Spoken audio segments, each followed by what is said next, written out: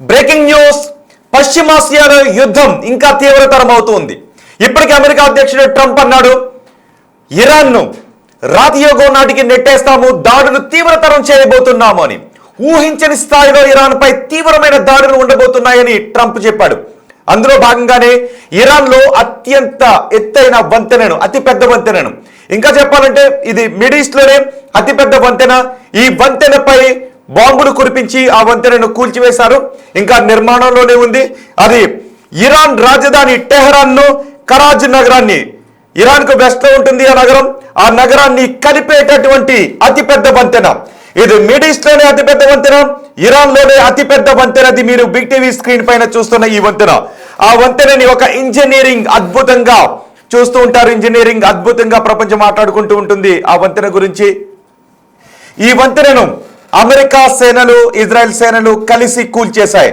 ఈ విషయాన్ని అమెరికా అధ్యక్షుడు తన సోషల్ మీడియా సైట్ లో పోస్ట్ చేశాడు. ఈ విషయం గురించి మాట్లాడుతూ రాబోయే రోజుల్లో ఇంకా తీవ్రమైన దాడులు ఉంటాయని చెప్తున్నాడు. ట్రూత్ సోషల్లో ఈ దృశ్యాలతో పాటు పోస్ట్ చేశాడు. తన సోషల్ మీడియా హ్యాండిల్లో ఆ దృశ్యాలను పోస్ట్ చేసి రాబోయే రోజుల్లో ఇంకా తీవ్రమైన దాడులు ఉంటాయని, ఈ దాడిలో కొంతమంది చనిపోయినట్టుగా తెలుస్తుంది, చాలా మంది గాయపడి. అదిగో చూడండి ఒకసారి, ఆ బ్రిడ్జ్ పై బాంబు పడిన తర్వాత ఆ బ్రిడ్జ్ కూలిపోతున్న దృశ్యాలు చూడండి ఒకసారి. ఆ కాలం చాలా కూలిపోతున్నాయి, అదిగో కూలిపోతున్న దృశ్యాలు చూస్తూ ఉన్నాం. ఇది ఇరాన్ రాజధాని టెహరాన్ను, అలాగే కరాచీ నగరాన్ని, ఇది వెస్ట్ సిటీ, ఇరాన్ లో వెస్ట్ సైడ్ ఉంటుంది. ఈ నగరాన్ని కలిపేటటువంటి అతిపెద్ద వంతెన. దీని ఎత్తే ఏకంగా 136 మీటర్లు. ఈ వంతెన ఎత్తు 136 మీటర్ల ఎత్తున్న ఈ వంతెన ప్రపంచ మిడిల్ ఈస్ట్ లోనే అతిపెద్ద వంతెన. దీనిపైన దాడి చేశాయి అమెరికా బలగాలు. దాడి చేసిన తర్వాత అమెరికా అధ్యక్షుడు ట్రంప్ అంటూ ఉన్నాడు, మేము యుద్ధంలో పైచేయి సాధిస్తూ వస్తూ ఉన్నాం, ఇప్పటికైనా మా డిమాండ్స్ కు ఇరాన్ ఒప్పుకోకపోతే ఇరాన్ ని రాతి యుగానికి నెట్టేస్తామని. నిన్న కాక మొన్న రాతి యుగానికి నెట్టేస్తాము అని అమెరికా ప్రకటన చేసిన తర్వాత వరుసగా దాడులను పెంచుకుంటూ వస్తోంది. అదే సమయంలో అమెరికాకు సంబంధించిన ఆర్మీ చీఫ్ ను కూడా రిజైన్ చేయించారు, రాజీనామా చేయించారు, బలవంతపు రాజీనామా చేయించారు. అంటే దాడులు తీవ్రతరం చేయబోతున్నారు. అమెరికా సేనలను పెద్ద ఎత్తున ఇరాన్ కు అమెరికా పంపించబోతుంది. పెద్ద ఎత్తున ఇరాన్ భూభాగం పైకి అమెరికా సేనలను పంపించబోతుంది. మరో 2 వారాల్లో యుద్ధానికి ముగింపు పలుకుతాము అని అమెరికా అధ్యక్షుడు ట్రంప్ అంటూ ఉన్నాడు. ఆ దాడులు జరిగిన తర్వాత మొత్తం ఆ ప్రాంతం అంతా దద్దరిల్లిపోయింది. కొండల మధ్యలో ఉంటుంది ఆ ప్రాంతం. చూడండి ఒకసారి, అత్యంత ఎత్తైన బ్రిడ్జ్ అది. టెహరాన్ను, కరాచీ నగరాన్ని కలుపుతుంది.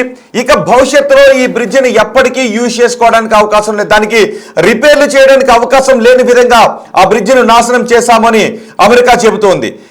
ఇప్పటికే అమెరికా ఇంకా వార్నింగ్స్ ఇస్తుంది, మరిన్ని దాడులు, ఈ విధమైన దాడులు చేస్తామని. ఒకవేళ ఇరాన్ భూభాగం పైకి అడుగు పెట్టకుండానే ఇరాన్ భూభాగంలో ఉన్న ఇలా బ్రిడ్జెస్ ని, ఇన్ఫ్రాస్ట్రక్చర్ ని ధ్వంసం చేస్తే నిజంగానే బహుశా ఇరాన్ రాతీయ నాటికి వెళ్ళిపోయే అవకాశం ఉంటుందా? మొత్తం రవాణా వ్యవస్థ ఆగిపోయే అవకాశం ఉంటుంది, స్తంభించిపోయే అవకాశం ఉంటుంది.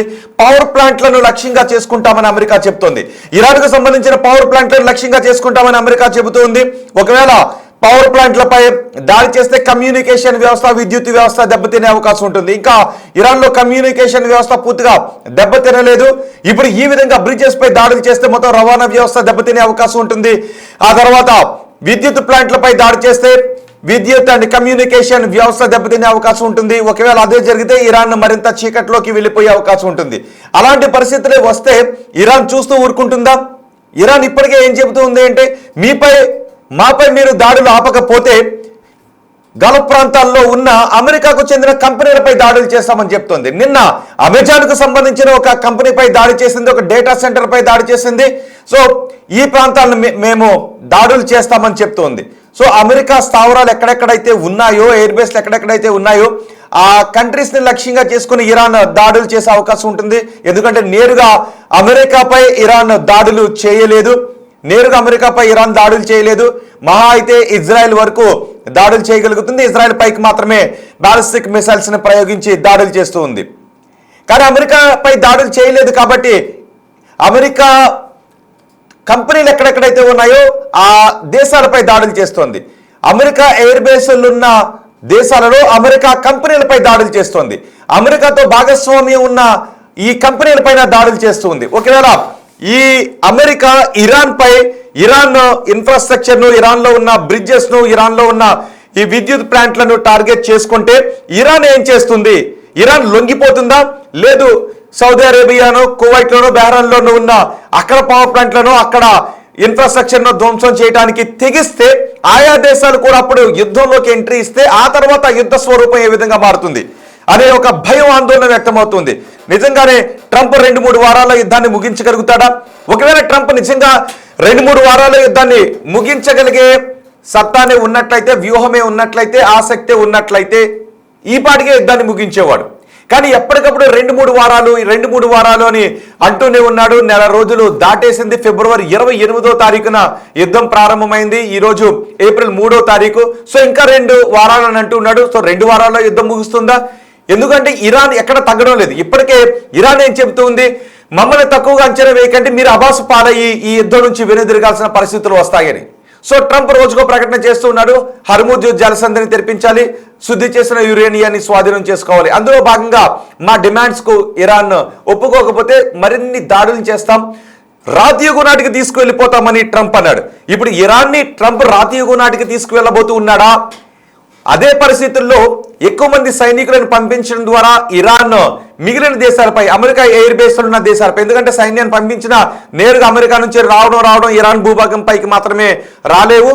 అక్కడ ఉన్నటువంటి ఇరాన్ చుట్టుపక్కల ఉన్నటువంటి మధ్య ప్రాచ్యంలో ఉన్నటువంటి ఆ దేశాల్లో ఉన్న ఎయిర్ బేస్ల దగ్గరే హాల్ తీసుకోవాలి. కాబట్టి ఆ దేశాలపైకి ఇరాన్ మరిన్ని దాడులు చేసి అక్కడున్న ఇన్ఫ్రాస్ట్రక్చర్ని ధ్వంసం చేస్తే అప్పుడు ఈ ప్రతీకార దాడుల స్వరూపం ఏ విధంగా మారుతుంది? 4వ దేశం ఈ యుద్ధంలోకి ఎంట్రీ ఇచ్చే పరిస్థితులు వస్తాయా? ఇరాన్ లొంగిపోయే పరిస్థితులు వస్తాయా? ఒకవేళ 4వ దేశం ఈ యుద్ధంలోకి రావాల్సిన పరిస్థితులు వస్తే ఆ తర్వాత యుద్ధం 3వ ప్రపంచ యుద్ధానికి దారితీస్తుందా? ఏం జరగబోతుంది అనేది ఇప్పటికే బ్రిటన్ నేతృత్వంలో హర్ముజ్ జలసంధిని తెరిపించడానికి కొన్ని ప్రయత్నాలు చేస్తూనే దేశాలన్నీ సమావేశమవుతున్నాయి. భారత్ కూడా ఆహ్వానాన్ని పంపించాయి హర్ముజ్ జలసంధిని పంపించడానికి. ఇరాన్ హర్ముజ్ జలసంధిని మూసేసింది. ఒకవేళ అక్కడ నుంచి షిప్స్ వెళ్ళాలి అంటే 19 కోట్ల రూపాయలు చెల్లించాలి అని ఇరాన్ డిమాండ్ చేస్తోంది. ఈ నేపథ్యంలో ప్రపంచ ఆయిల్ వ్యవస్థ అతలాకుతలం అయిపోతుంది. కాబట్టి మిగిలిన దేశాలు కూడా హర్ముజ్ జలసంధిపై ఆధారపడిన దేశాలు కల్పించుకోవాలని ట్రంప్ అడుగుతూ ఉన్నాడు, లాగుతూ ఉన్నాడు. ఈ నేపథ్యంలో బ్రిటన్ నేతృత్వంలో దేశాలు చొరవ తీసుకోబోతున్నాయి. ఆ తీసుకోబోయే చొరవ ఏ విధంగా ఉంటుంది? దానికి ఇరాన్ అంగీకరించకపోతే అందులో ఏదైనా ఇరాన్ పై యుద్ధానికో లేదు ఫోర్స్కో ప్రయత్నం చేస్తే ఆ తర్వాత యుద్ధ స్వరూపం ఏ విధంగా మారుతుంది అనే ఆందోళన వ్యక్తమవుతుంది. ఇప్పటికీ నాటో దళాలు కూడా ఎంట్రీ కాలేదు, నాటో దేశాలు కూడా ఎంట్రీ కాలేదు. ఇది కేవలం అమెరికా చేస్తున్నటువంటి యుద్ధంగానే వాళ్ళు చూస్తున్నారు తప్ప మిత్ర దేశాలపై చేస్తున్నటువంటి యుద్ధంగా నాటో దళాలు చూడటం లేదు. కాబట్టి నాటో దేశాలు రావడం లేదు. ఒకవేళ హర్ముజ్ జలసంధిని తెరిపించడానికి ప్రయత్నిస్తున్నటువంటి ఈ దేశాలు ఫోర్స్ను ఉపయోగిస్తే అప్పుడు ఆ యుద్ధ స్వరూపం మారిపోయే అవకాశం ఉంటుందా? లేదు రాతయుగానికి నెట్టేస్తాను అని ట్రంప్ శపథం చేశాడు. కాబట్టి ఎక్కువ మంది సైనికులను ఇరాన్ భూభాగం పైకి పంపించి ఈ విధంగా ఇన్ఫ్రాన్ ధ్వంసం చేస్తే ఆ తర్వాత ఇరాన్ ఈ అమెరికా ఎయిర్ బేస్లో ఉన్న దేశాలపై, అమెరికా ఎయిర్ బేస్లో ఉన్న దేశాలలో ఉన్న టెక్ కంపెనీలపై దాడులను మరింత పెంచితే ఆ దేశాల రియాక్షన్ ఏ విధంగా ఉంటుంది? ఆ తర్వాత యుద్ధ స్వరూపం ఏ విధంగా మారిపోతుంది? ఇరానే రాతయుగానికి వెళ్ళిపోయి సాగిలి పడుతుంది అమెరికా ముందు, లేదు అంటే ఇది ప్రపంచ యుద్ధానికి దారితీసి విపత్కర పరిస్థితులకు దారితీస్తుందనే అనుమానాలు వ్యక్తమవుతున్నాయి. సో చూద్దాం ఏం జరుగుతుందో. మీరేమనుకుంటూ ఉన్నారు? యుద్ధ స్వరూపం రాబోయే రోజుల్లో ఏ విధంగా మారుతుంది? 2-3 వారాల్లో ఇరాన్ తల వంచి అమెరికాకు తల వంచి అమెరికా డిమాండ్లకు ఒప్పుకుంటూ ముందుకొస్తుందా? లేదు మిగిలిన దేశాలు ఒక 4వ దేశం ఎంట్రీ ఇచ్చే అవకాశం ఉంటుందా? 3వ ప్రపంచ యుద్ధానికి దారితీసే అవకాశం ఉంటుందా? మొత్తం ఇరాన్ని నాశనం చేసి ఆ తర్వాత ట్రంప్ బలవంతంగా ఇరాన్తో సైన్ చేయించుకుంటూ ఉంటాడా? యుద్ధ విరమణ చేస్తాడా? లేదు అమెరికానే యుద్ధంలో వియత్నాం అండ్ ఆఫ్ఘనిస్తాన్ యుద్ధంలో ఏదైతే చేస్తుందో సంపూర్ణం చేయకుండా యుద్ధాన్ని మొన్న అన్నాడు కదా 5 రోజులు యుద్ధానికి విరామం ఇస్తున్నాం, 10 రోజులు యుద్ధానికి విరామం ఇస్తున్నాం అనే ప్రకటనలు చేస్తాడు. కాబట్టి కొన్ని నెలల యుద్ధానికి విరమణ ఇస్తున్నాము అని అలాంటి కామెంట్స్ చేసి వెనక్కి వెళ్తాడా? ఏం జరగబోతుంది? ఎందుకంటే అమెరికా ఇరాన్కి చాలా సుదూరంగా ఉంది కాబట్టి అమెరికాపై నేరుగా దాడి చేయడానికి అవకాశం లేని ఇరాన్ ఖచ్చితంగా మరిన్ని దాడులు అమెరికా ఎయిర్ బేస్లు ఉన్న కంట్రీలపైనే చేస్తుంది. ఒకవేళ అమెరికా ఈ దాడులను తీవ్రతరం చేస్తే ఆ తర్వాత యుద్ధ స్వరూపం ఏ విధంగా మారిపోతుందనే భయాందోళన వ్యక్తమవుతుంది. ఇప్పుడు మీరు చూస్తున్న ఆ దాడి చూడండి ఒకసారి. ఆ బ్రిడ్జ్ పై దాడి చేసిన తర్వాత ఇరాన్ మరింత రెచ్చిపోతూ ఉంది, మరింత రెచ్చిపోయే అవకాశం ఉంది అనే చర్చలు జరుగుతున్నాయి. ఖచ్చితంగా దీనికి ప్రతీకారం తీర్చుకుంటామని దేశంలో ఇన్ఫ్రాస్ట్రక్చర్ను ఏ దేశం పైనైనా ఇన్ఫ్రాస్ట్రక్చర్ను ధ్వంసం చేస్తే ఆ దేశం నిజంగానే రాతియుగం నాటికి వెళ్ళిపోయే అవకాశం ఉంటుంది. ఒక చోట నుంచి ఒక చోటికి ఏ విధమైనటువంటి రవాణా కూడా ఉండదు.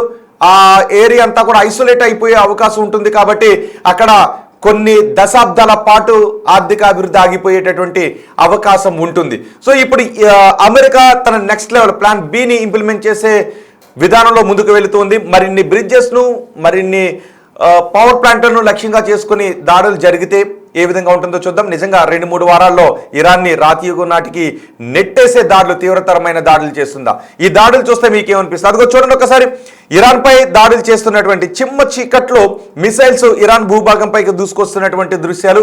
ఇరాన్ కూడా ఇజ్రాయెల్ పైకి కొన్ని బాంబులను ప్రయోగించింది. రెండో బాక్స్ లో మీరు చూస్తున్నది అత్యంత ఎత్తైన ఈ B1 బ్రిడ్జ్ అంటారు దీన్ని. టెహ్రాన్ అండ్ కరాజ్ నగరాల్ని ఈ బ్రిడ్జ్ కలుపుతుంది. వెస్ట్ సిటీ ఇది, ఇరాన్లో ఉన్న వెస్ట్ సిటీ ఇది. ఇప్పుడు ఆ బ్రిడ్జ్ పూర్తిగా కూలిపోయింది. ఇక భవిష్యత్తులో కూడా ఆ బ్రిడ్జిని రిపేర్ చేయడానికి అవకాశం లేని విధంగా కూల్చేశామని ట్రంప్ అంటున్నాడు. దట్టమైన పొగలొస్తున్న దృశ్యాలు కూడా మనం బిగ్ టీవీ స్క్రీన్ పైన చూస్తున్నాము. ఇప్పటికీ ఈ దృశ్యాలను ట్రూత్ సోషల్లో పోస్ట్ చేశాడు. ఇరాన్లో అతిపెద్ద వంతెనను కూల్చేశామని చెప్తున్నాడు. ఇక ఇరాన్ దాన్ని ఎప్పటికీ ఉపయోగించుకోలేదు, ఇంకా ఎన్నో దాడులు చేయబోతున్నాము అని ట్రంప్ అంటూ ఉన్నాడు. చూద్దాం మరి ఏం జరుగుతుందో. మీరేమనుకుంటున్నారు? ట్రంప్ చేస్తున్న ఈ దాడుల గురించి, అక్కడ బ్రిడ్జెస్ని కూల్చడం గురించి, దాడులను తీవ్రతరం చేస్తామని ట్రంప్ చేసిన ప్రకటన గురించి మీరేమనుకుంటున్నారో మీ అభిప్రాయాన్ని కమెంట్ బాక్స్లో తెలియచేయండి. దాడులు తీవ్రతరం అవుతున్న కొద్దీ అక్కడ బ్రిడ్జెస్ కూలిపోవడమే కాదు, స్టాక్ మార్కెట్లో కూడా కుప్పకూలిపోతున్న పరిస్థితులు, పరిణామాలు మనం చూస్తూ ఉన్నాం. చూద్దాం ఏం జరుగుతుందో.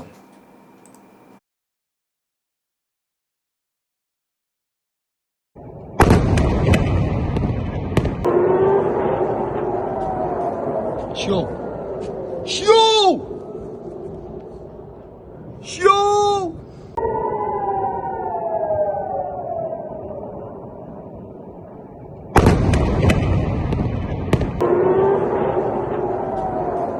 Show! Show! Show!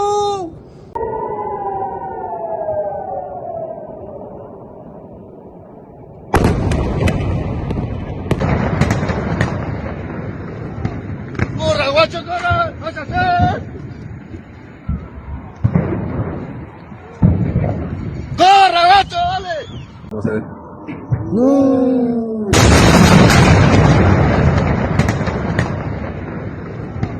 Corre, guacho, corre, vas a hacer. It will be traveling further than any manned rocket has ever flown and will very substantially pass the moon, go around it, and come back home from a distance that has never been done before. It's amazing. They are on the way, and God bless them. These are brave people. We want to God bless those 4 unbelievable astronauts. As we speak this evening, it's been just 1 month since the United States military began Operation Epic Fury, targeting the world's #1 state sponsor of terror, Iran. In these past 4 weeks, our armed forces have delivered swift, decisive, overwhelming victories on the battlefield. Victories like few people have ever seen before. Tonight, Iran's Navy is gone. Their Air Force is in ruins. Their leaders, most of them terrorist regime they led, are now dead. Their command and control of the Islamic Revolutionary Guard Corps is being decimated as we speak. Their ability to launch missiles and drones is dramatically curtailed, and their weapons, factories, and rocket launchers are being blown to pieces. Very few of them left. Never in the history of warfare has an enemy suffered such clear and devastating large-scale losses in a matter of weeks.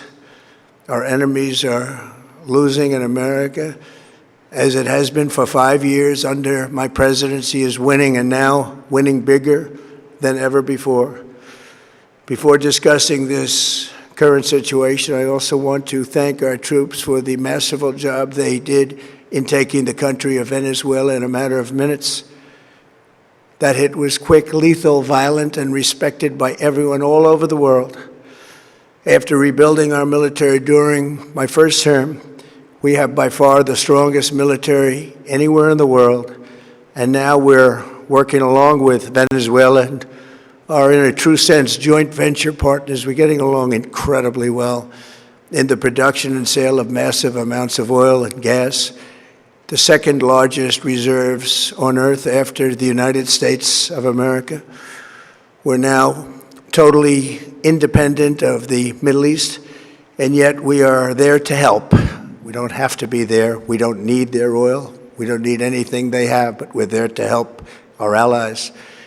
Tonight, I want to provide an update on the tremendous progress our warriors have made in Iran and discuss why Operation Epic Fury is necessary for the safety of America and the security of the free world.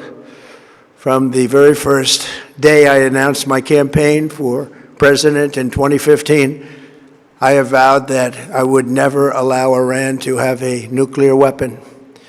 This fanatical regime has been chanting death to America, death to Israel for 47 years.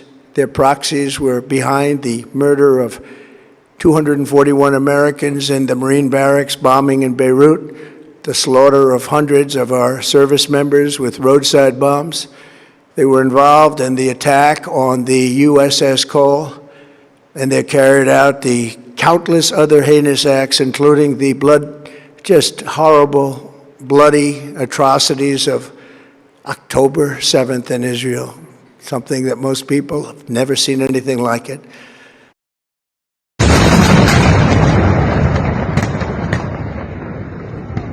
¡Corre, guacho, corre! ¡Vas a hacer!